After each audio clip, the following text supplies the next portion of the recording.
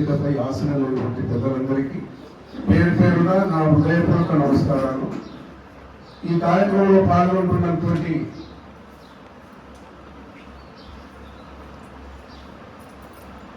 మాత శ్రీమతి రుక్మిణమ్మ గారి కుటుంబ సభ్యులకి, బంధుమిత్రులకి అందరికీ నా హృదయపూర్వక నమస్కారాలు. ముఖ్యంగా ఇంతవరకు పెద్దలందరూ మాట్లాడినారు. జ్ఞానము, యోగము, ధ్యానము, తత్వము, చాలా పెద్ద పెద్ద మాటలు మాట్లాడినారు. అంటే పెద్ద మాటలు అంటే దీనికి సంబంధించిన మాటలే, కానీ నేను వాటికి అన్నిటికీ పోవడం లేదు. నాకంత లోతుగా విశ్లేషించవలసిన అవసరం లేదు, నేను మాట్లాడలేను కూడా. కానీ మా ఇంజనీర్లు చెప్పినట్టు సరే ఈ కార్యక్రమం ఎందుకు చేయాల్సి వస్తుంది అనే దాని మీద నేను 2 మాటలు మాట్లాడతాను.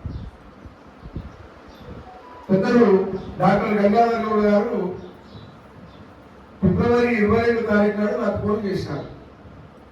ఫోన్ చేసి ఎక్కడున్నారు అంటే ఇంటి దగ్గర ఉన్న సార్ అన్న, అర్జెంట్ వచ్చిపో అన్నాడు. ఇంటికి పోయినా ఓకే, సార్ పరిస్థితి చాలా అసలు మాట్లాడలేని పరిస్థితి.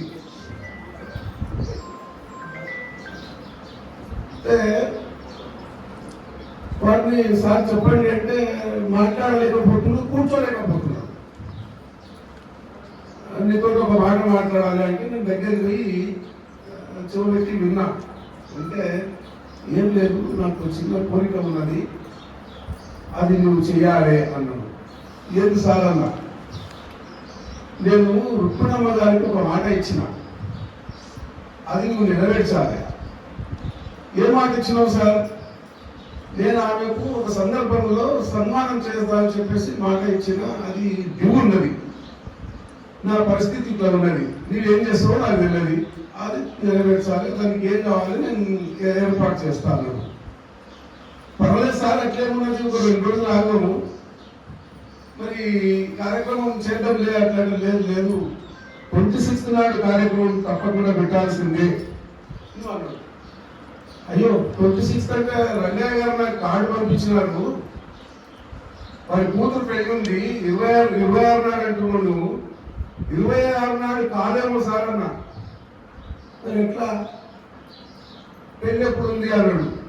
11 గంటలకి మధ్యలో ఉంటే సార్ సాయంత్రం పెడదాం అన్నాడు. సాయంత్రం కూడా వీలు కాకపోవచ్చు సార్, అంతా హడావిడిలో ఉంటారు వాళ్ళు, మరి చెప్పడం బాగేం కాదేమో అన్నా. మరి ఎట్లా, డేట్ పోస్ట్పోన్ చేసుకున్నాం సార్, ఒక 4-5 రోజుల తర్వాత అన్నాడు. ఒక మాట అన్నాడు వాళ్ళు, దయచేసి ఇది చెప్పాలని నేను చెప్తా ఉన్నా, నేను అంతవరకు ఉంటానా అన్నాడు. లేదు సార్ అట్లా మాట్లాడద్దు, మీరు అట్లా మాట్లాడద్దు, మీకు ఏం కాదు, మీరు ధైర్యంగా ఉండండి, అమ్మవారి కృప ఎప్పుడు నీ మీద మెండుగా ఉంటుంది, తప్పకుండా ఆ కార్యక్రమంలో నువ్వు పాల్గొంటావు, ఆ కార్యక్రమం నువ్వు చేస్తావు, లేదు ఎందుకు అధైర్యపడతావు, లేదా మేము ఉన్నాము, మేము చేద్దాం, అందరం కలిసి చేద్దాము, నువ్వు పాల్గొనాలి తప్పకుండా అని చెప్పాను. అన్న తర్వాత మనం ఇంకో మాట్లాడాడు ఆయన, నేను లేకుండా మీరు చేయాల్సి అన్నాడు. నాకు చాలా బాధ అనిపించింది. ఇది తప్పదు ఇది ఎట్లా చెప్పేసి రంగయ్య గారికి ఫోన్ చేసిన. రంగయ్య గారికి ఫోన్ చేస్తే సార్ కూడా తొందరగా అర్థం కాలేదు. తర్వాత ఫోన్ చేసిన తర్వాత నెక్స్ట్ 28 తర్వాత ఫోన్ చేస్తే లేదు సార్ చేద్దాంలే, అది అట్లా ఇట్లా చెప్పినాడు. కానీ ఇక్కడ సిచ్యువేషన్ అనేది సార్కి అర్థం కాలేదు. మొదలు జనరల్గా ఉంటుంది కదా, కార్యక్రమం పెట్టుకున్నప్పుడు మంచిగా ఈ కార్యక్రమాలు అయిపోయినాక అమ్మ కూడా జర సుస్థ అయింది, టైఫాయిడ్ అయ్యింది, జర ఆరోగ్యం బాగాలేదు, తర్వాత పెట్టుకుందాం అన్నట్టు మాట్లాడిన వారు తప్పన కూడా అది లేదు, మంచిగా అయింది ప్రశాంతంగా. కానీ సార్ టైం టు టైం నాకు టెన్షన్ చెప్తున్నాడు, గంటకు ఒకసారి ఫోన్ చేస్తాడు, కార్యక్రమం ఉందా అన్నాడు, వాళ్ళకి చెప్పినామన్నాడు, వీళ్ళు పూర్తి నాకు ఇబ్బంది పెట్టినాడు. ఎందుకు చెప్తున్నా ఇదంటే అమ్మగారి మీద ఉన్న అభిమానము, ఆత్మీయత, ప్రేమ, వారి వాత్సల్యము నిజంగా ప్రతి సంవత్సరం కూడా ఇక్కడ కార్యక్రమం అవుతుంటే, సప్తాహ కార్యక్రమం అయితే 7 దినాలు రుక్మిణమ్మ గారు ఇక్కడికి వచ్చి కంటిన్యూగా ఉండేది. వారితో పాటు నేను కూడా అప్పుడప్పుడు 7 రోజుల్లో ఒకసారి 2 సార్లు నేను రావడం జరిగింది. అంటే ప్రతి సంవత్సరం నేను అటెండ్ అవుతుండా. వారి కీర్తనలు కానీ వారి తత్వాలు కానీ నేను బాగా విన్నా.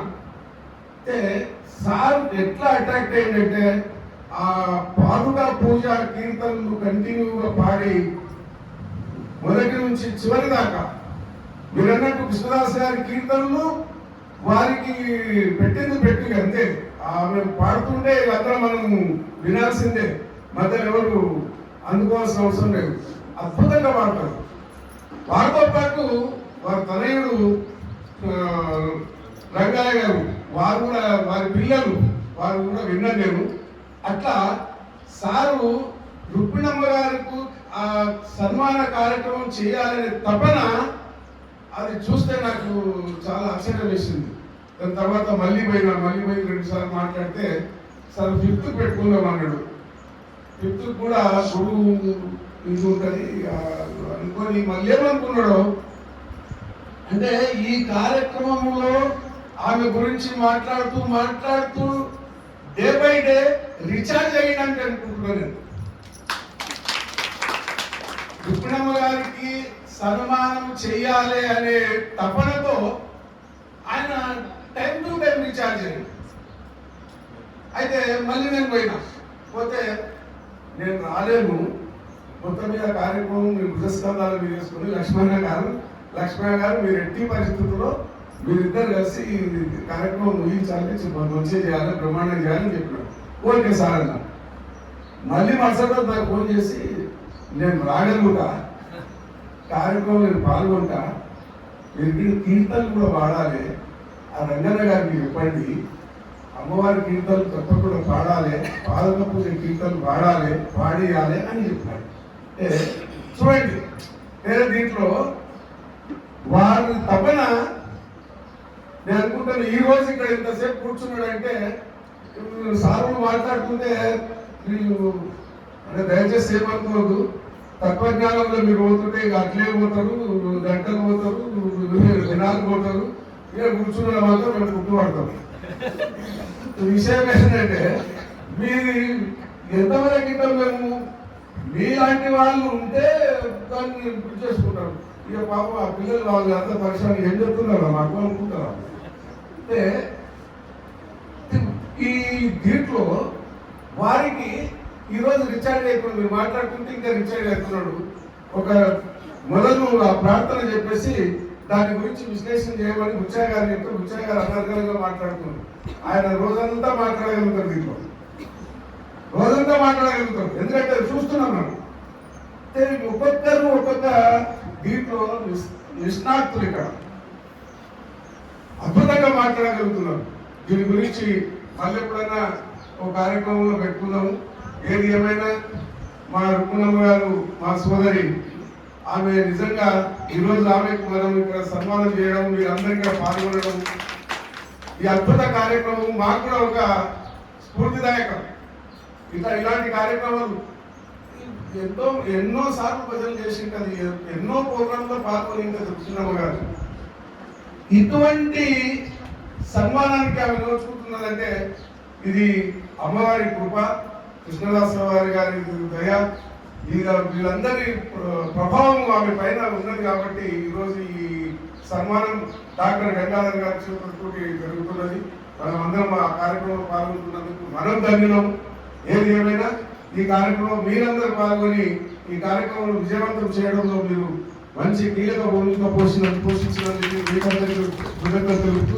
దీంట్లో ముఖ్యంగా మా రంగన్న గారు టైం టు టైం ఆయన నాకు ఫోన్లో కాంటాక్ట్ ఉండి చెప్పిన వెంబడే అన్నిటికీ సార్ మీరేమి ప్రిపేర్ చేయదు, నేను అన్నీ చూసుకుంటాను, సన్మాన పత్రం అవన్నీ నేను రాపిస్తాను. మా మామగారు ఆధ్యాత్మికవేత్త, మంచి సాహిత్యవేత్త కాబట్టి వారితో నేను రాయిస్తాను చెప్పేసి అన్నందుకు ముఖ్యంగా రంగన్న గారికి సందర్భంగా కృతజ్ఞతలు తెలుపుతూ ఆ కార్యక్రమంలో పాల్గొనే విధంగా సార్ని ఇక్కడ పిలిపించి కార్యక్రమంలో పాల్గొనే విధంగా చేసినందుకు మీకు బుచ్చన్న గారికి సార్కి మరొకసారి కృతజ్ఞతలు తెలుపుతూ ఈ కార్యక్రమంలో ఇప్పుడు తదుపరి కార్యక్రమం అమ్మవారికి సన్మానం అయిన తర్వాత వారి స్పందన ఉంటుంది. స్పందనతో పాటు కుమారుల స్పందన ఉంటుంది. దయచేసి ఓపికతో ఒక 15-20 నిమిషాలు ఈ కార్యక్రమం అయిన తర్వాత పాదుక పూజ సన్మానంలో పత్రం మీకే ఇస్తాం. దాంతో పాటు మీరు మాట్లాడండి. అమ్మగారు ముందుకు రావాలి.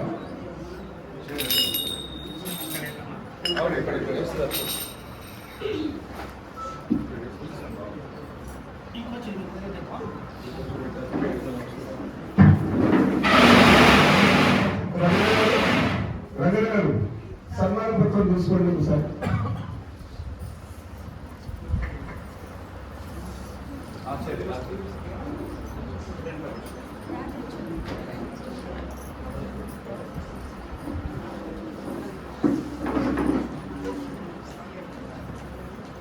సంకీర్తనకు సన్మానం నిజంగా కూడా మానవ జీవితాన్ని తరింపజేసేటువంటి ఒక ఉత్తమమైన సాధన సంకీర్తన అనుకుంటే జీవితాన్ని సంకీర్తన గానంతో పునీతం చేసుకున్నటువంటి